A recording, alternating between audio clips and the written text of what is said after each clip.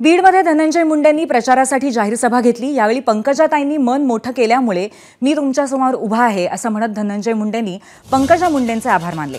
तर दुसरीकडे महाविकास आघाडीचे उमेदवार राजेसाहेब देशमुखांच्या उमेदवारीवरनं शरद पवारांवर निशाणाही साधलाय। पवारांनी परळीत निष्ठावंतांना डावलून बाहेरून आलेल्यांना उमेदवारी दिल्याचं धनंजय मुंडे यांनी म्हटलं आणि यावरून परळीत जातीपातीचं राजकारण अशाच पद्धतीने तेवत ठेवायचं का असा सवालही धनंजय मुंडेंनी शरद पवारांना केलाय।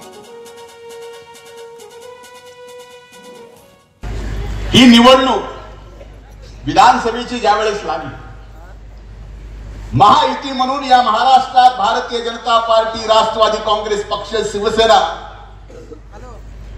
एकत्रित निवडणूक लढण्याचा ज्यावेळेस निर्णय झाला,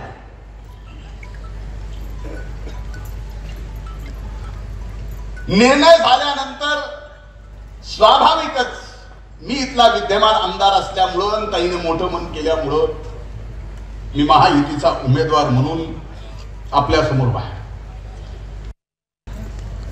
झालं। तसं पण विचार या गोष्टीचा करा की जे निष्ठावंत तुतारीचे होते त्यांना उमेदवारी दिली नाही। देताना कुणाला दिली? जे बाहेरून आले आणि त्यांना इथं उमेदवारी। आता ती उमेदवारी कशासाठी दिली असेल? तुतारीला जिंकण्यासाठी का पुन्हा या बीड जिल्ह्यात आणि या मतदारसंघात जाती पातीचं, धर्माचं राजकारण अशाच पद्धतीनं तेवत ठेवायचं याच्यासाठी?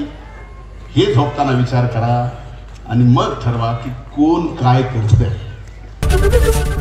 एबीपी माझा, उघडा डोळे बघा नीट।